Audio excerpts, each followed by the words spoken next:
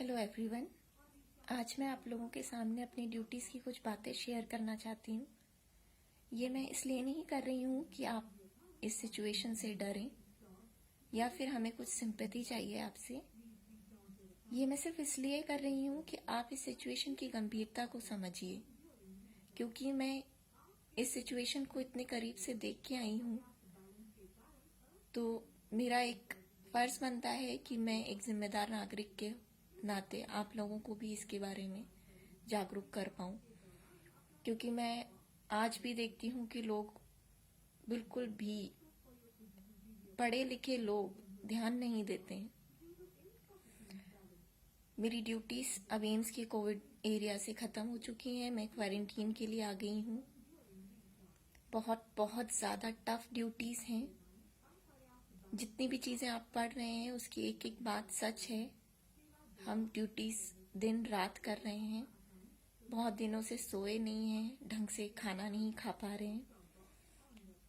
गर्मी इतनी ज़्यादा लगती है पीपीई किट में कि उसको शब्दों में बयां नहीं किया जा सकता। मास्क इतना सफोकेटिंग होता है कि उसे आप 5 मिनट भी नहीं पहन सकते हैं, और उसे हम 6-6 घंटे 12-12 घंटे लगा के रख रहे हैं।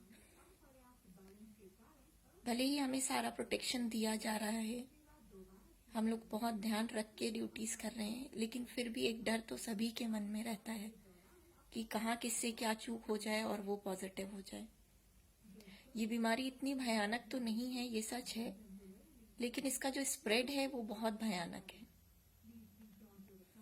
जहाँ तक यंग एज के पीपल की बात होती है, वो लोग बच जाते हैं इजीली, उनको बचाना इजी होता है, उनके सिम्टम्स गंभीर नहीं होते हैं। लेकिन जब छोटे बच्चे आते हैं, जब बूढ़े लोग आते हैं, तो सिचुएशंस बहुत डरावनी होने लगती हैं। मैंने देखा कि फैमिली में पापा पॉजिटिव निकल रहे हैं, फिर मम्मी पॉजिटिव आ रही हैं, फिर बच्चे आते हैं टेस्ट कराने, सुबह से लाइन में लग जाते हैं। जब उनके टेस्ट रिजल्ट्स आते हैं उतनी देर तक उन्हें होल्डिंग एरिया में रुकना पड़ता है।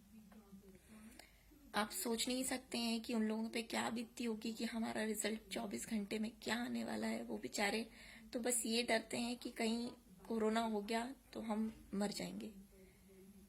ये डर आप लोगों ने अभी देखा नहीं है। जब आप ये सब देखेंगे तो शायद घर से निकलना बंद कर देंगे।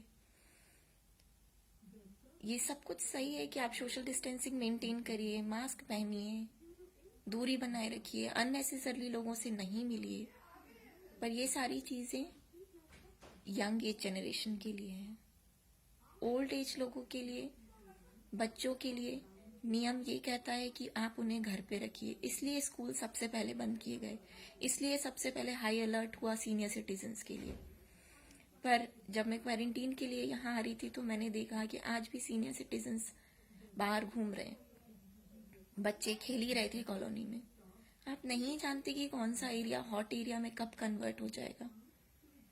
सिचुएशंस अभी और वर्स्ट होने वाली हैं अगर हमने ध्यान नहीं दिया तो। जो अब केसेस आ रहे हैं, नंबर ऑफ केसेस बहुत बढ़ रहे हैं। जितने नंबर ऑफ केसेस बढ़ते जाएंगे उतने उनके कॉन्टैक्ट हिस्ट्री वाले लोग बढ़ते जाएंगे।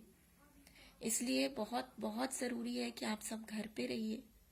जो भी एक इंसान घर से बाहर जाता है घर की ज़रूरी चीज़ों को लाने के लिए, वो अपना पूरा ध्यान रखे, वो ये जाने कि पूरे परिवार की जिम्मेदारी उसके ऊपर है। बाहर से आने वाली सारी चीज़ों को जिस तरह से यूज़ करने बोला जा रहा है, आप प्लीज़ वैसे ही यूज़ करिए। बच्चों को मास्क ले जाके शॉप्स पे ले जाने की ज़रूरत बिल्कुल भी नहीं है आपको।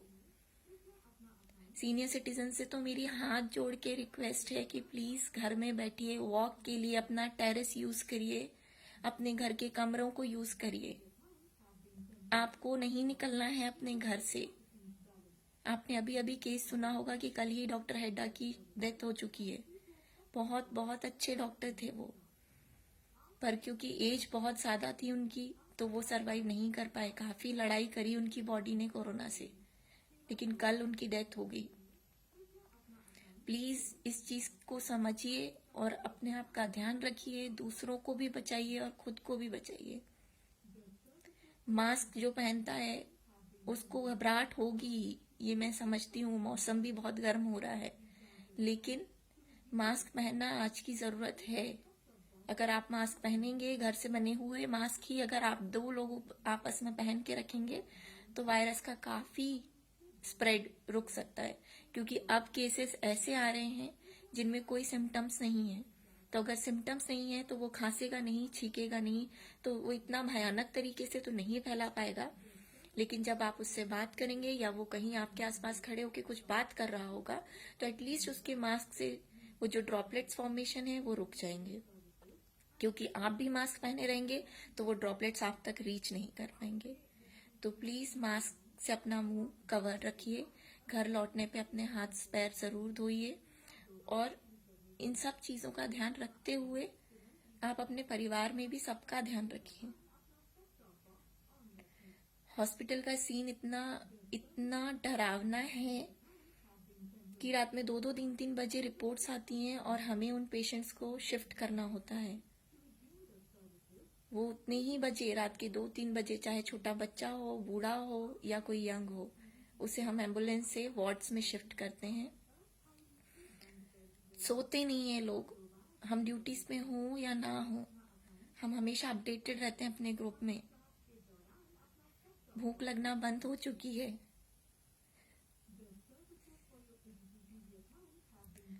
घर से दूर अब क्वारंटीन के लिए भले ही होटल मिला है, 5 स्टार होटल है, लेकिन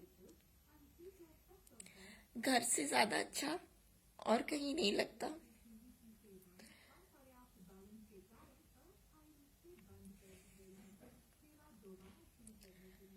आपका तो आसमान आपका घर होता है, आपका जहान आपका घर होता है। तो कोई आपको अगर जन्नत भी देगा तो आप नहीं रहेंगे अपने परिवार वालों के बिना।